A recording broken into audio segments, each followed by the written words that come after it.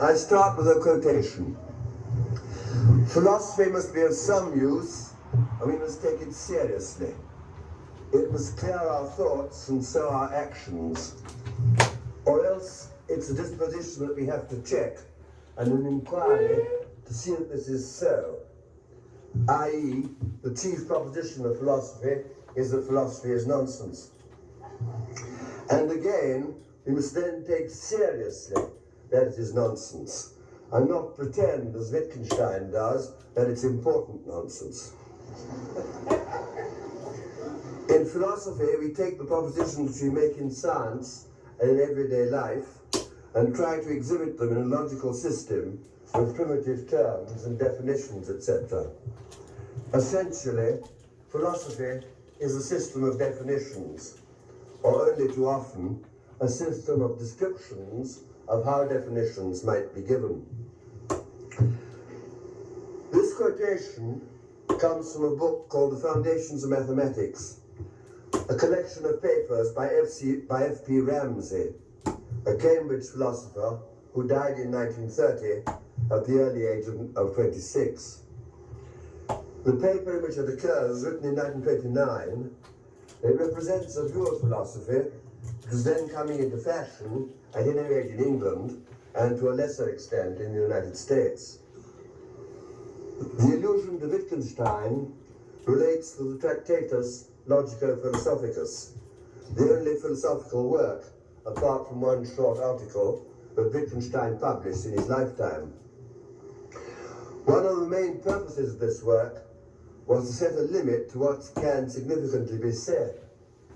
And this limit was so narrow as to deny sense, not only to most of what has so far passed for philosophy, but to the propositions of the Tractatus itself.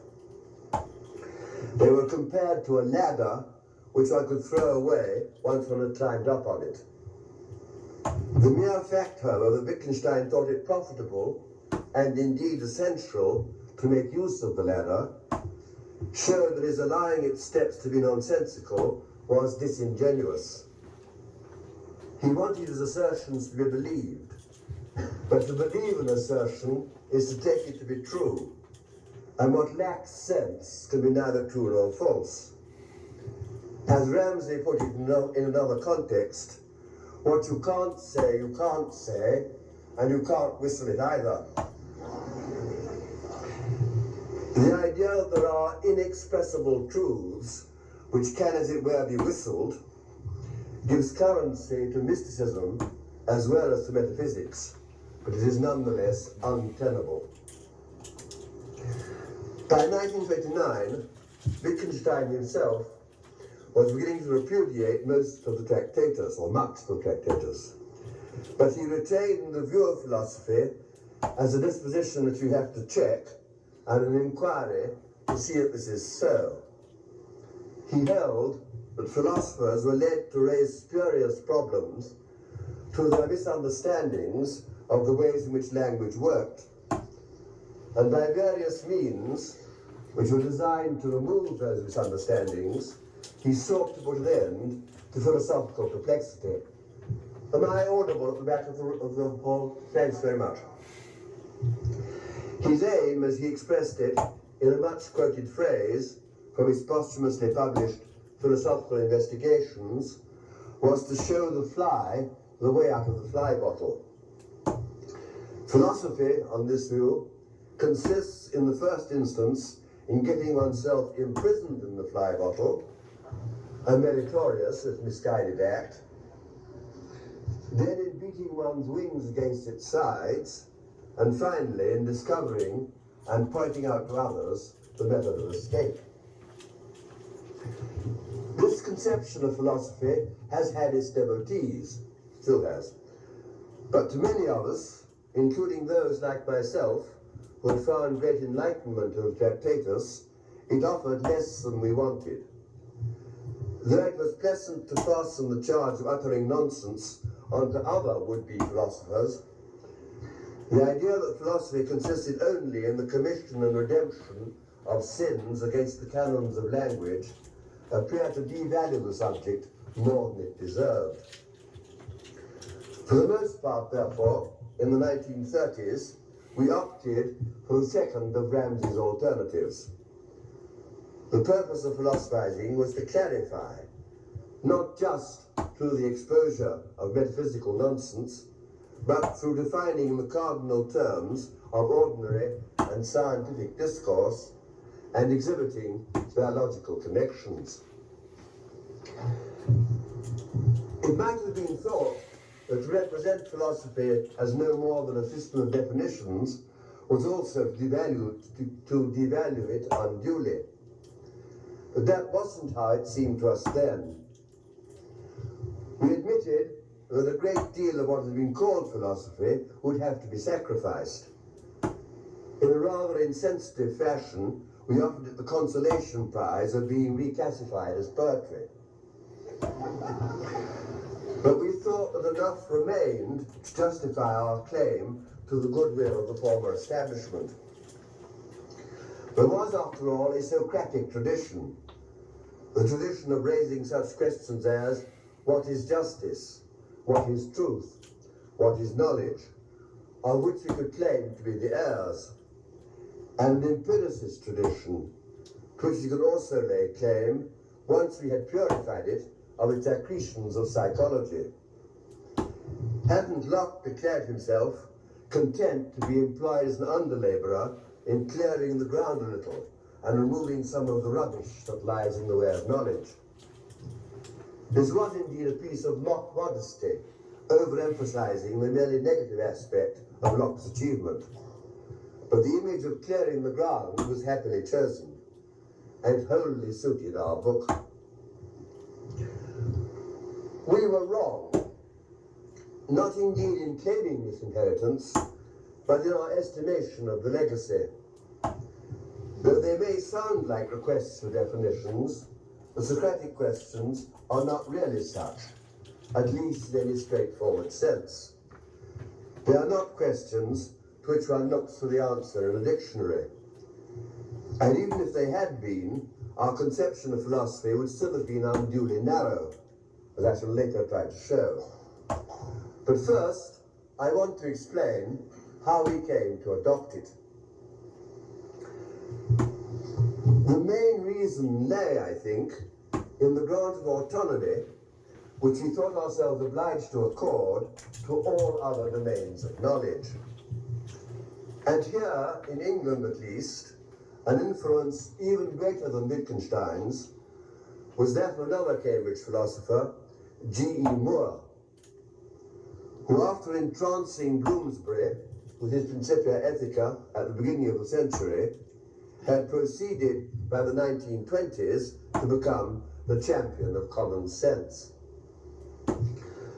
Moore's contention was that he knew for certain that what he called the common sense view of the world was true. This didn't commit him to accepting everything that the man in the street might happen to believe, but only to the truth of such general common sense assumptions as that the world contains an enormous number of physical objects which preserve their identities through longer or shorter periods of time, independently of their being perceived or thought about. That some of these physical objects are sentient, and that among those that are sentient, a considerable number are the loci of what Moore called acts of consciousness. He also claimed to know for certain the truth of a great number of particular propositions from which the more general propositions followed. Such propositions as that he had two hands, that the earth had existed for many years before he was born, that at such and such a moment of time he was seated in such and such a room which contained such and such items of furniture and such other human beings, that at various times he was having, or had already had, such and such thoughts and perceptions and feelings, that other human beings had thoughts and perceptions and feelings corresponding to his own. He claimed also to know that he was not alone in knowing these things. There were examples of the sort of propositions that in the appropriate circumstances every sane person knew to be true. Moore didn't give any argument to sustain these claims to knowledge. As in his celebrated lecture to the British Academy, in which he proved the existence of the external world simply by holding up his two hands and saying, here's a human hand and here's another, from which of course it follows that there are at least two physical objects, from which it follows that there is an external world, he was content just to reaffirm that he did know what he said he knew. It is, however, obvious that he wasn't making these claims in the void. He expected his audience to accept the proposition that those hands existed because they could see them, and if they were doubting Thomases, touch them too. He was sure that other human beings besides himself were conscious because of the ways in which he could observe them speaking and acting. He was sure of the existence of many past events because he could remember them, or because he accepted the claims of others to remember them, or because he accepted theories which entitled him to treat various objects as reliable records of the more distant past. But now we can see there is an assumption underlying all these claims, and that is the assumption that the reasons we have for holding these common sense beliefs are sufficient reasons. In the present circumstances, the evidence of my senses, interpreted in the light of theories which have been vindicated by the whole course of my experience, puts it beyond doubt that this is a sheet of paper, that those are chairs, and that there are people seated on them. My memory supplies me with conclusive answers to such questions as who I am, what I was doing yesterday, how I came to this place. Admittedly, there is room for error even in the case of such modest propositions as these. Our memories do sometimes play us false, even with respect to recent events. There are such things as hallucinations. Under the most normal conditions, our judgments of perception may be careless. Yet, when such errors do occur, they are easily corrected. I discover that my memory or my senses have deceived me because the beliefs to which they have led me are not corroborated by my subsequent perceptions, including those that furnish me with the testimony of other people. At this common sense level, our experiences are self-governing. They offer no foothold for philosophy to intervene. I have been elaborating on the assumption that the reasons that we have for holding our common sense beliefs are sufficient reasons. It may now be asked how this assumption can be justified. This is not a question which the champions of common sense have been very ready to debate. But I suppose their best answer would lie in an appeal to meaning. They could argue that sentences like, this is a sheet of paper, are used in such a way that the occurrence, under conditions such as these, of such experiences as I am now having, establishes beyond reasonable doubt the truth of the propositions which they express. And similarly, what a bad code you have, worse than mine. And similarly with the other examples. To understand the meaning of these various sentences is to have criteria for deciding whether what they state is true. And whether these criteria are satisfied in any given instance is a matter for ordinary observation, not for philosophical argument. But now it is obvious that this position can be generalized. If the propositions of common sense are self-governing in the way I have explained, so are the propositions which belong to the former or the natural sciences. So are those that belong to literary scholarship, to the study of history or of law. Of course, these disciplines are not kept in entirely separate compartments. Logic and mathematics may occur in all of them. History and literary scholarship make use of scientific results. The point is that in each domain, there are adequate criteria for deciding the truth or falsehood of the propositions which especially belong to that domain. And whether the criteria are satisfied is always a question of formal or empirical fact. I am not saying that this line of argument was explicitly developed by all those who acted on its consequences, only that it now seems to me to have underlain a conclusion which increasingly gained acceptance from the 1930s onwards. There were indeed limits to our grants of autonomy. Perhaps inconsistently, we drew the line at morals, aesthetics, and politics. Partly our reason was that there was not enough general agreement on these topics to support the assumption that they too were supplied with adequate criteria.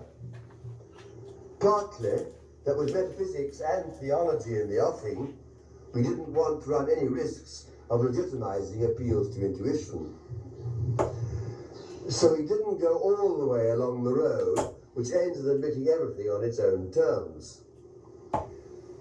But to the extent to which we stopped short, the extent to which we stopped short did no service to philosophy considered as a branch of knowledge. For in drawing the line at judgments of value, we also took the view that they were not cognitive. So far as the truth or falsehood went of the common sense, scientific, formal, or scholarly propositions which we did allow to be cognitive, we consistently denied the philosopher any jurisdiction. Not only did this put the skeptic out of court, for if we had sufficient reasons for accepting the propositions he professed to doubt, he couldn't possibly win, and there might be some sport in seeing how he lost.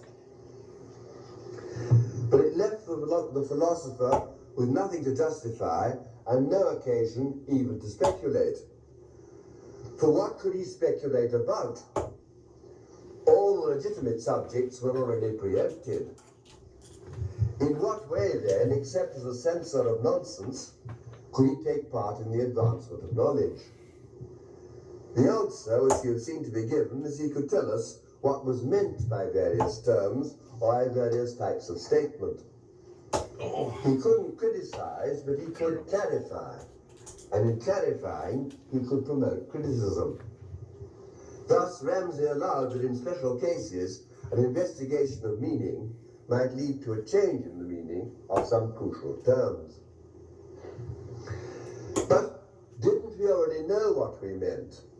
To take two of Moore's examples, was there any problem about the meaning of such statements as, "This is an inkstand," or "Hens lay eggs"? On the contrary, doesn't his defense of common sense imply that there can be no such problem? If we didn't know the meaning of such statements, how could we know they were true? And in the cases where there might be a problem for most people, those of technical terms in the sciences or in other fields, the obvious conclusion of the argument which we have been developing is that the relevant specialist is the man to ask. Surely it would be a lawyer's rather than a philosopher's business to say what was meant by barotry, a physicist's business rather than a philosopher's to construe statements about mesons or neutrinos.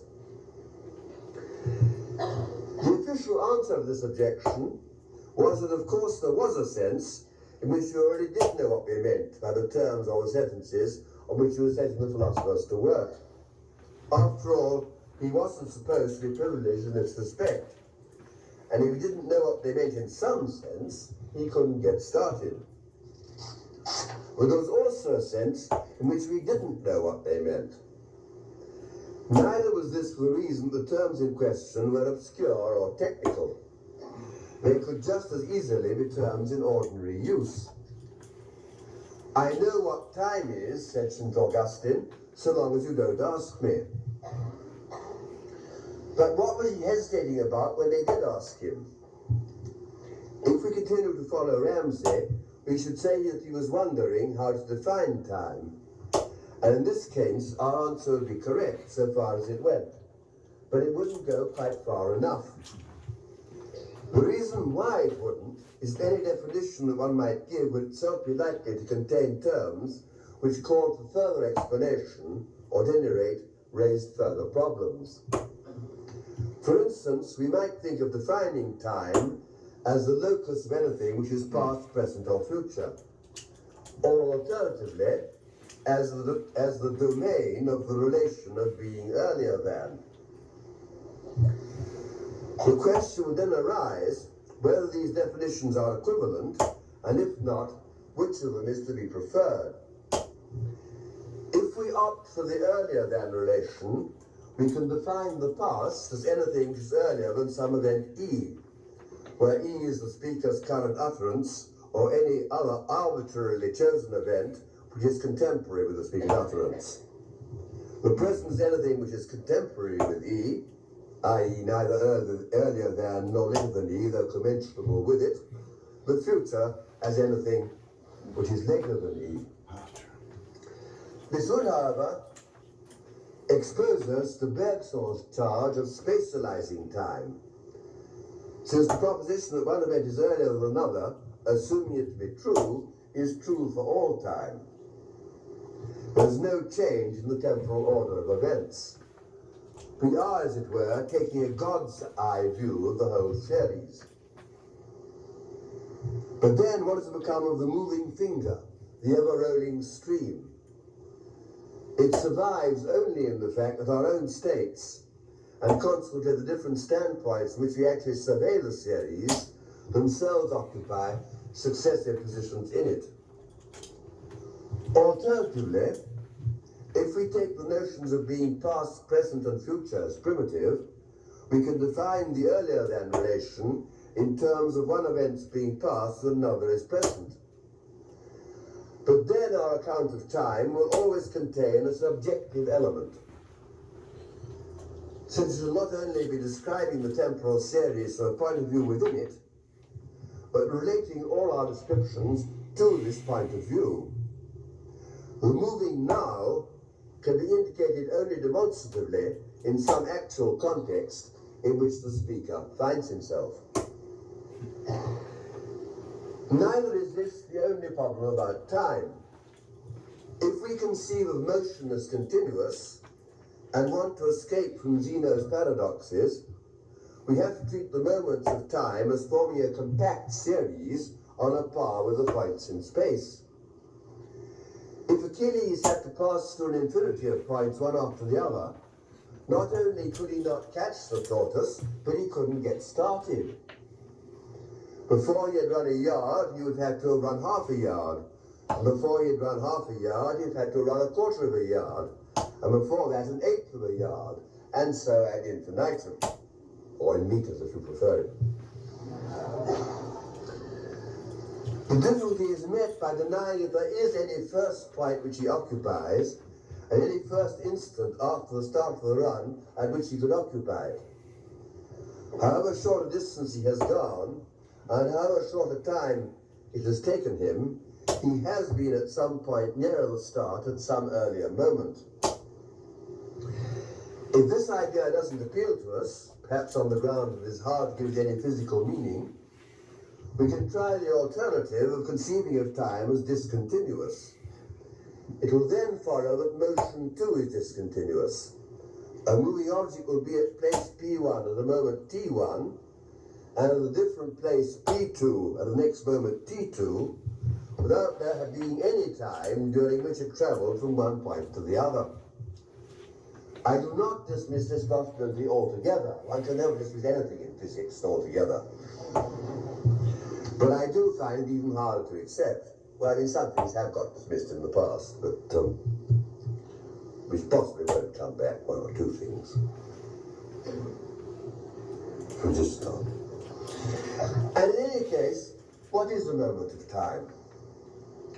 The concept of absolute time has gone out of fashion, was anyhow difficult to make sense of. Certainly all we can observe is one concrete event succeeding another. We speak of measuring time. This is always a matter of matching two processes. The duration of a lecture, for example, against the movements of a clock. To take such and such a quantity of time is to take as much time as something else. It looks, therefore, as if the relational view of time imposes itself independently of modern physical theory. But in that case, we have to find a way of defining moments in terms of events. Using a device of Whitehead's, which was also adopted by Russell, we can identify the moment or instant of time with a suitably chosen set of events, each of which includes in its duration a shorter set of events. The same treatment as Whitehead has shown can be accorded to points in space, which can be equated with enclosure sets of volumes. I said a moment ago that the relational view of time imposes itself independently of modern scientific theory. In saying this, I did not mean to imply that the philosopher could safely turn his back on science when dealing with such concepts as those of space and time. On the contrary, if his treatment of these concepts is to be at all adequate, he is bound to take their scientific employment into account. Einstein's theory of relativity was in part a philosophical theory. One might say he made clear to us what was meant by simultaneity.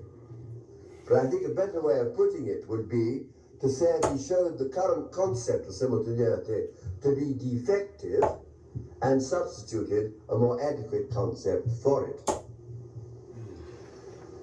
I have touched on this difficult set of problems in order to show that the philosopher's concern with meaning is not a simple matter of lexicography. In this instance, definitions are bound up with theories, and it's the power of the theory to explain the workings of the concept at every level that is the principal point at issue. I return now to Moore's examples, where the idea that we're looking for definitions seems harder to accept. For while we may all feel some perplexity if we are asked to define time, there is surely no difficulty about defining a word like inkstand, or the constituents of such a sentence as hens lay eggs. The dictionary does it quite adequately. We're not ignorant of the meaning of these words in the way in which a Frenchman might be ignorant of the English for an oche. But in what way then are we ignorant of their meaning? The stock answer is we do not know how to analyze the sentences in which they occur. We know what is meant by the English sentence, this is an inkstand. We don't know how to analyze it.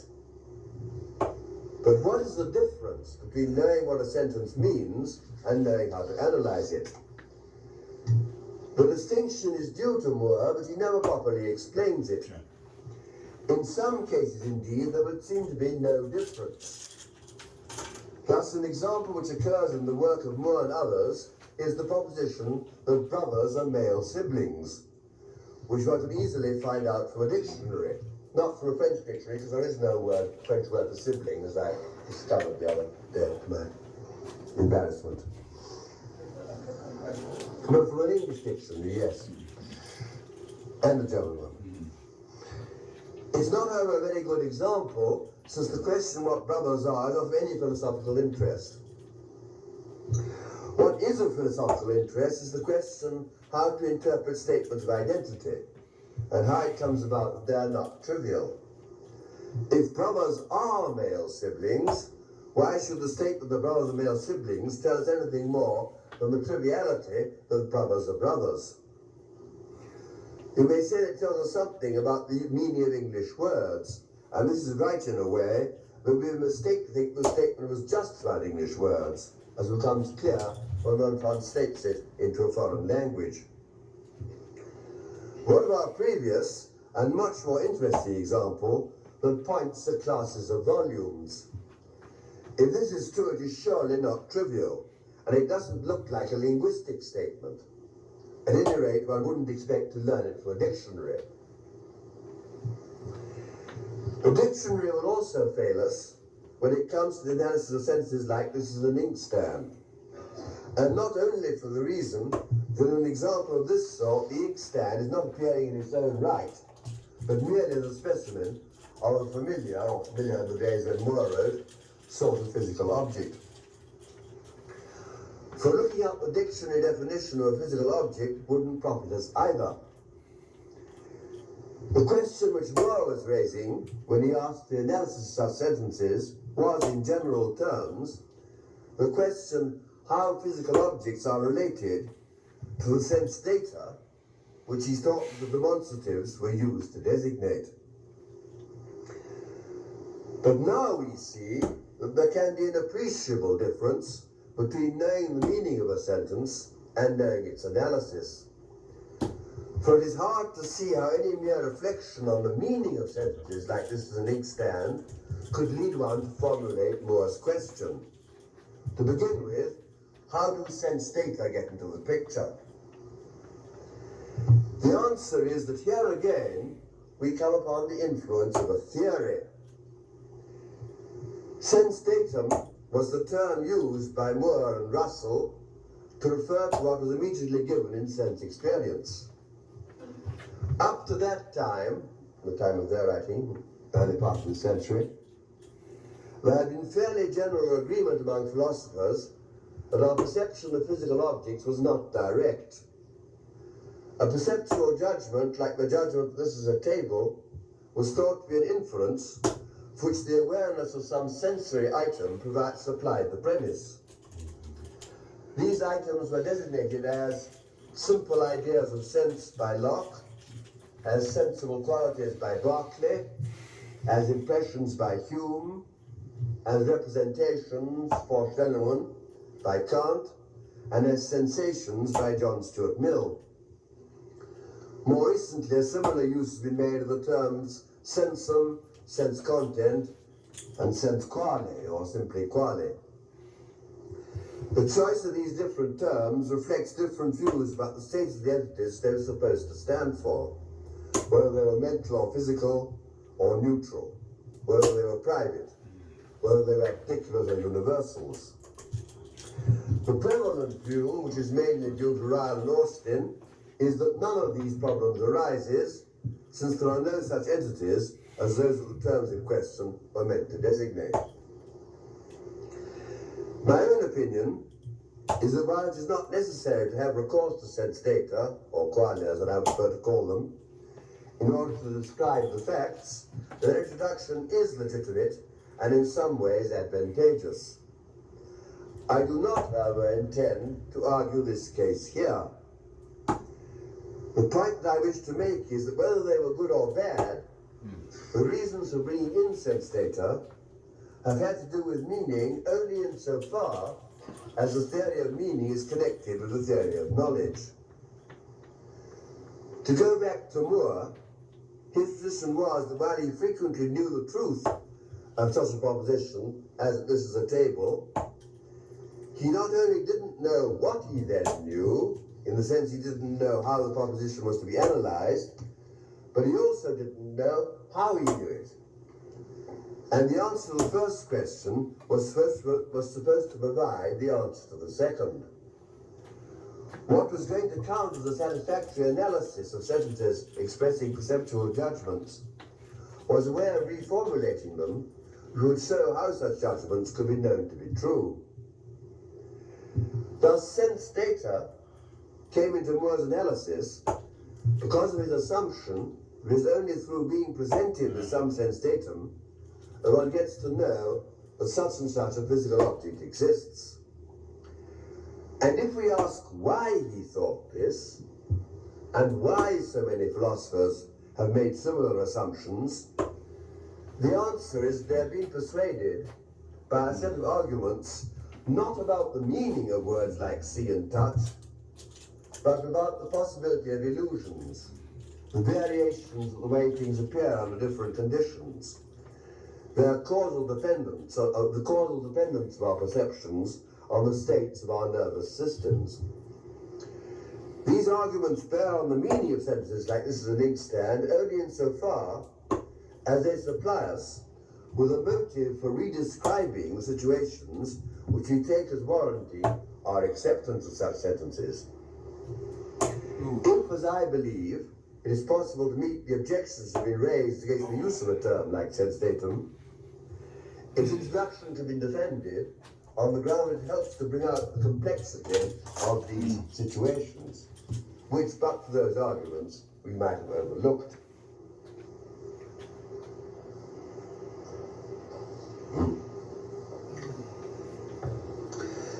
Ever since Bishop Berkeley made his famous pronouncement that esse percipi, to be is to be perceived, the introduction of sense data, or whatever fulfill roughly the same function, has fostered what is called reductive analysis.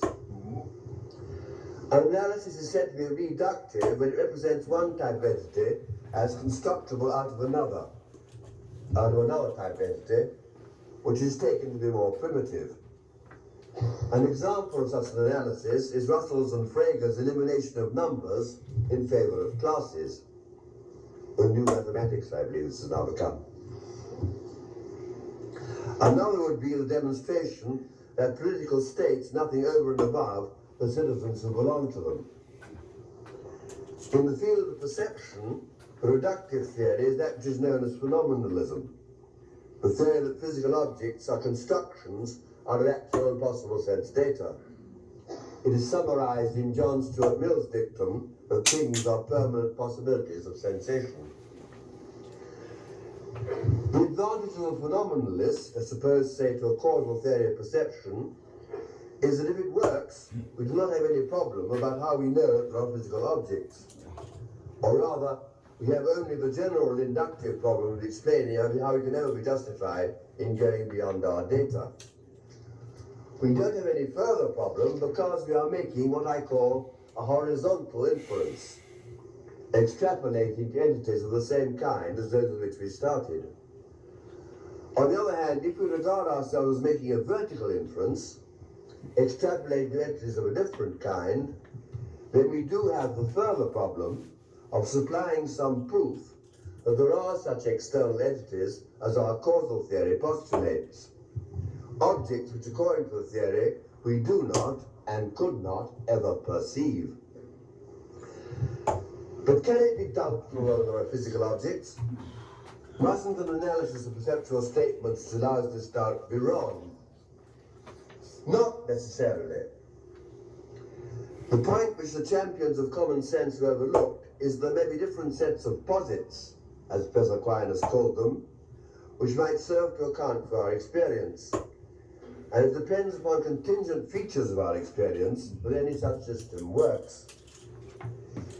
It is a philosophical problem to make it intelligible how a system works.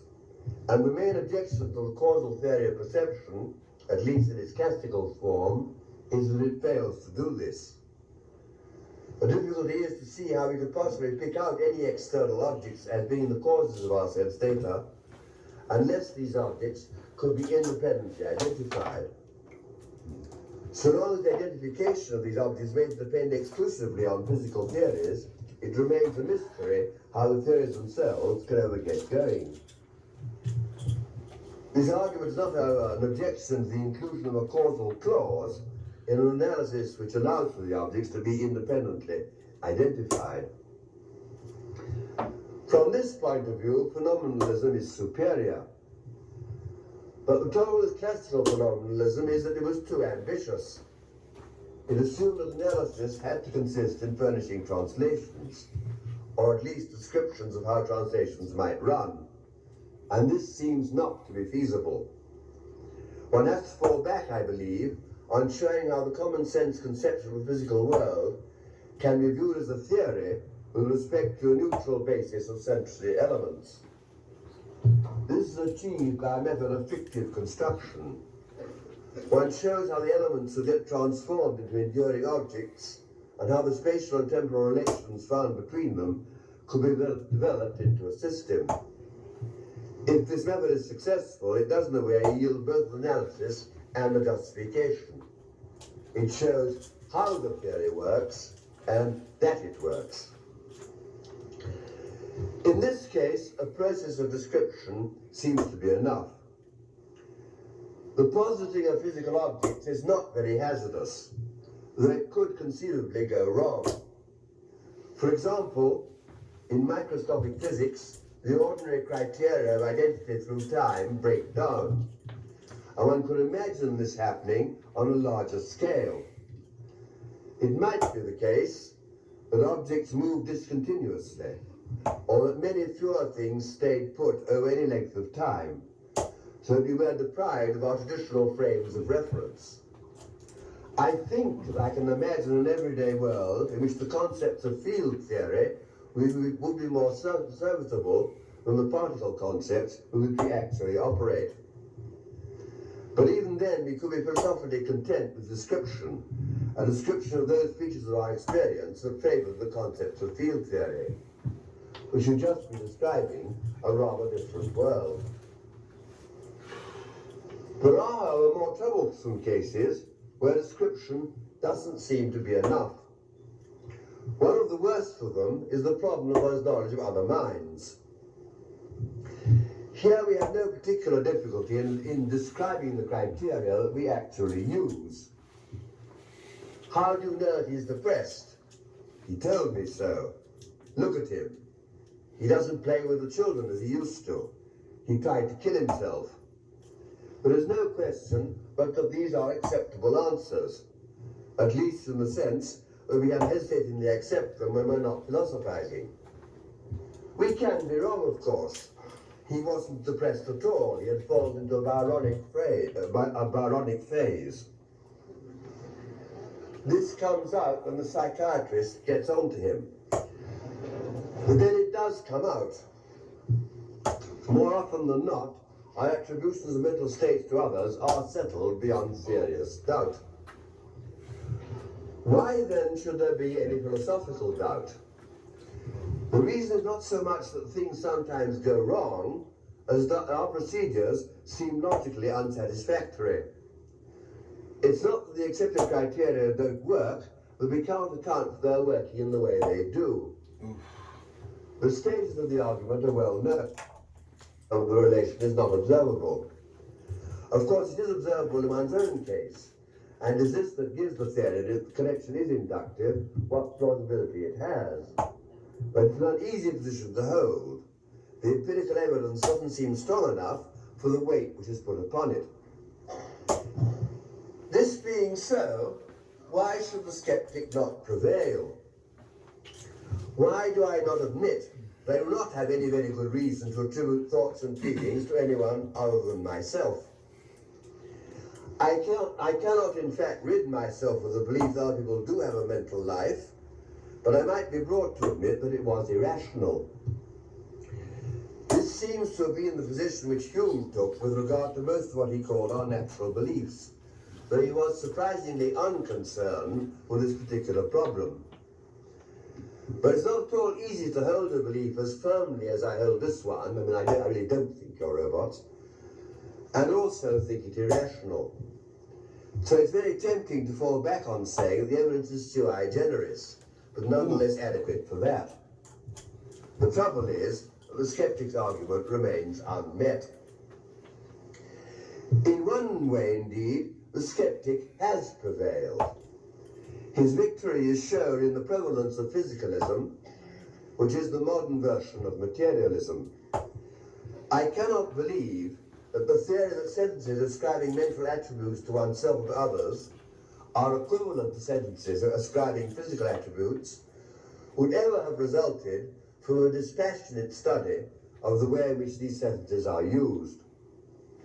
If Carnap, and more hesitantly Ryle, made this suggestion, it was rather because they had become convinced that only by reducing the mental to the physical could they account for our ability to know about the mental states of others.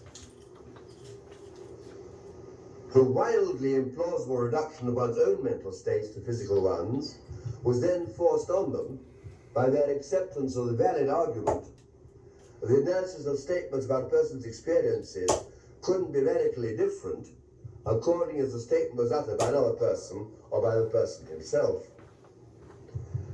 I think the same is true of the thesis that mental and physical states are factually identical, though here a metaphysical preference for materialism is also at work. In any event, the assumption of factual identity does not get rid of the problem. For here it is conceded that what is in fact the state of the patient's brain is perceived by him as a feeling of pain. So the belief that he does so perceive it has still to be justified. And it surely cannot be deduced from our observations of his brain, even if he were equipped to make them.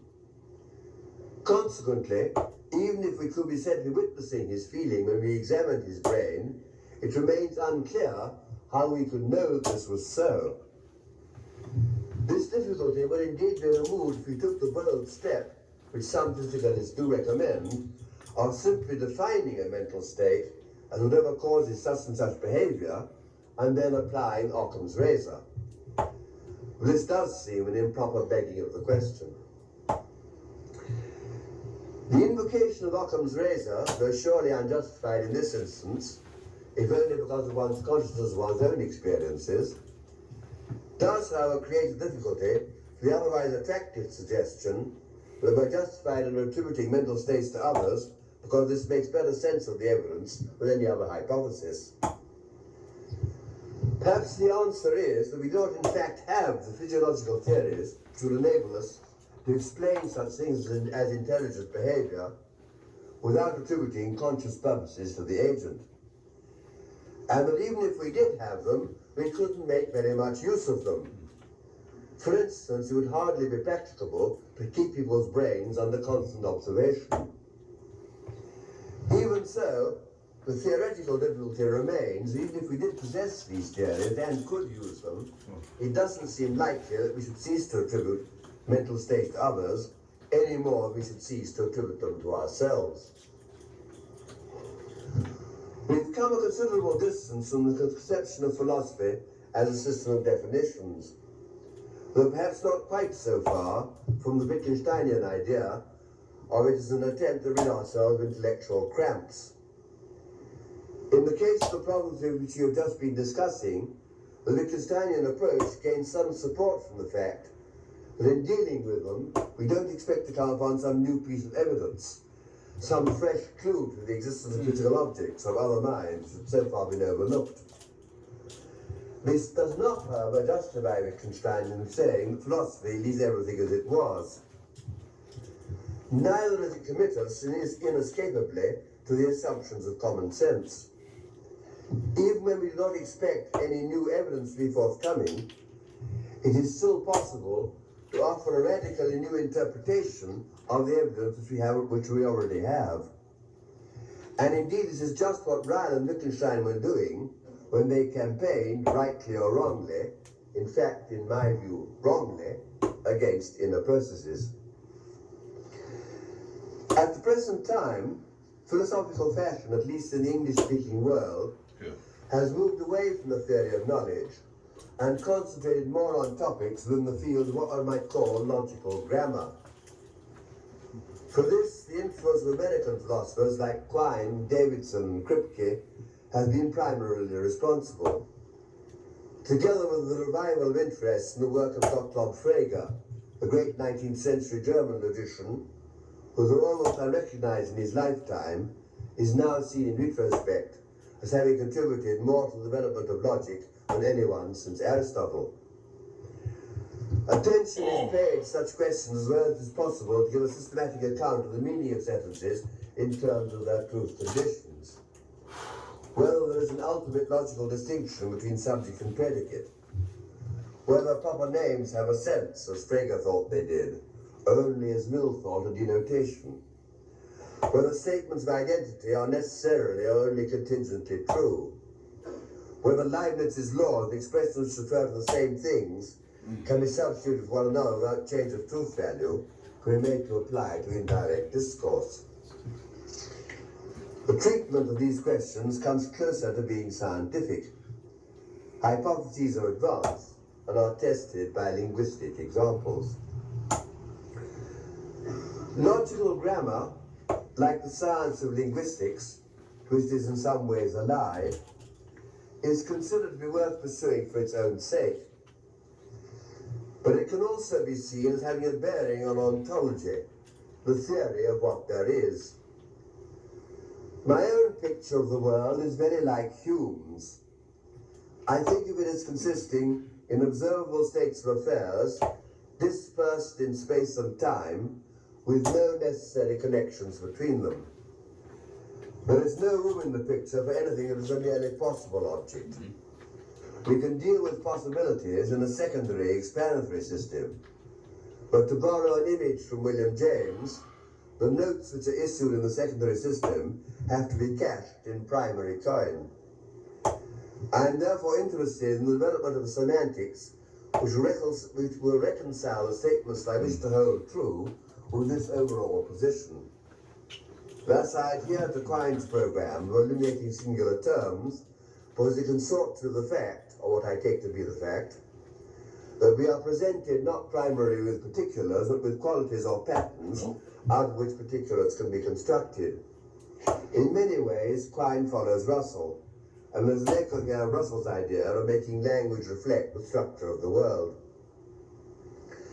If I am asked how I justify my conception of what there is, I have to invoke my theory of knowledge. I go further than Hume in that I allow a thoroughgoing systematization of what I take to be the primitive data. But the outcome is closer to the data than anything else I can think of, which would be sufficiently elaborate to count as the world picture. At the same time, I do not want to rule out other options. In particular, I do not want to exclude the possibility of opting for scientific realism. But if one did take this course, I think the theory which I would then regard as providing a description of the world would still have to be justified by what I am taking to be the primary facts, even though these facts would themselves be explained in terms of it. One might object this is not a question of options, but of what is actually true or false. It's not up to us to decide what exists. It is indeed true so long as we are operating within a system. We can follow Frege and Russell in treating existence as a property of concepts. This doesn't mean that only concepts exist, but rather that to say that something exists is a way of saying that some concept is satisfied. And whether or not a given concept is satisfied is indeed a matter of fact.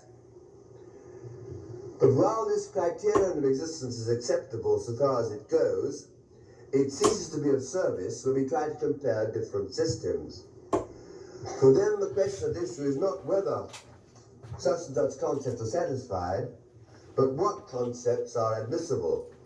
And for this we need some other criterion. Russell himself implicitly acknowledged this when he talked about the ultimate furniture of the world. In terms of his own analysis of existence, his assertion that classes do not exist should have meant that no concept as ranged over classes were ever satisfied. But of course this is not what he intended it to mean. He didn't wish to say, for example, that the whole of arithmetic was false. What he did mean was that classes are not part of the ultimate furniture of the world. But how are we to decide whether or not a type of entity exists in this special sense? Though he seemed to regard it as a matter of fact, Russell did not supply any criteria, and indeed it is hard to see what criterion he could have given, other than that of the possibility of reducing the entity in question to some selected basis. It is because of its seeming that the basis has to be selected that I have represented the problem as one of a choice of pictures. This is in line with Carnap's view of ontological questions as relating to a decision to use one or another form of language, and also with Quine's doctrine of ontological relativity, according to which the question of what there is makes sense only under cover of some theory. The drawback to any proposition of this kind is it opens the floodgates. Quine is a scientific realist, but he speaks of physical objects as posits, and he has said that from the point of view of the theory of knowledge, they are in no better standing than the Homeric gods. But surely we don't want to legitimize the Homeric gods. Or at least we don't want to legitimize all gods anyway. Yet what can the relativist find to say against them, except that they are excluded by his background theory?